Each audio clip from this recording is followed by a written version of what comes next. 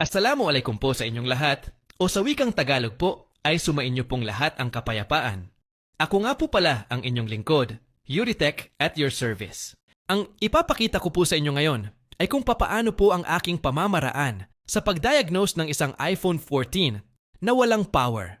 Mahalaga po ang proper diagnosis sa mga ganitong problema, lalo na sa mga iPhone, dahil isa sa pinakamahalagang bahagi ng repair process ay ang tamang paghahanap at pagtukoy sa pinagmumula ng problema.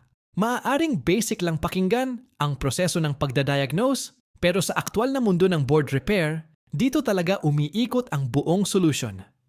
Kapag tama ang diagnosis, mas magiging sistematiko ang ating repair at maiiwasan natin ang mga hindi kinakailangan na pagpapalit ng mga piyesa. Tulad halimbawa po dito sa ginagawa kong iPhone 14 na walang power. Ang unang tanong natin dito ay bakit walang power ang unit? At ang pinakaunang hakbang ko para makuha ang tamang sagot ay ang pagsasagawa ng short circuit checking gamit ang diode mode ng multimeter. Sa experience ko po, malaking porsyento ng mga iPhone na bigla na lang nawawalan ng power ay maaaring may kinalaman sa short circuit. Kaya bago po tayo magdesisyon na magpalit o magtanggal ng anumang component, kailangan po muna nating magsagawa ng tamang testing para makumpirma kung may short nga ba sa motherboard. At isa sa pinakamabilis at pinaka-basic na paraan para ma-check ito ay ang paggamit ng multimeter.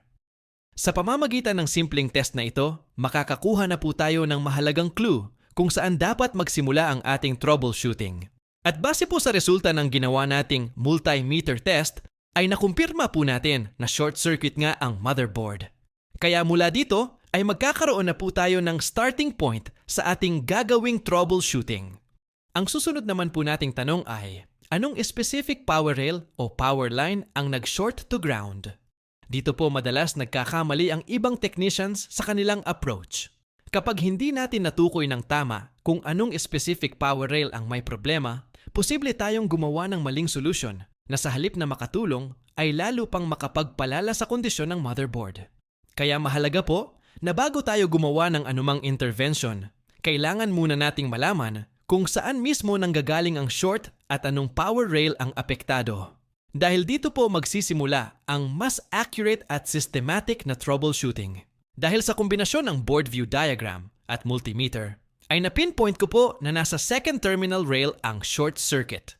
At dahil alam na natin kung aling specific power rail ang may short, kaya ini-apply ko na ang final solution, which is the voltage injection gamit ang short killer tool.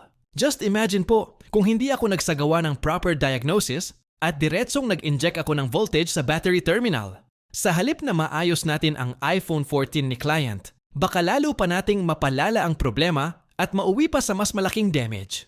Kaya sa board repair, hindi po dapat minamadali ang troubleshooting. Proper diagnosis muna bago intervention. Dahil kapag mali ang diagnosis, kahit gaano kaganda ang ating repair technique, posible pa rin itong humantong sa mas malaking problema. At ayun po, successfully nating na-diagnose at na-repair ang iPhone 14 na walang power. Makikita natin dito kung gaano kahalaga ang proper diagnosis bago gumawa ng intervention. Tandaan po, diagnose first, repair second. Dahil sa board repair, ang tamang diagnosis ang susi sa tamang solution. Maraming salamat po sa panonood and see you soon in our next videos.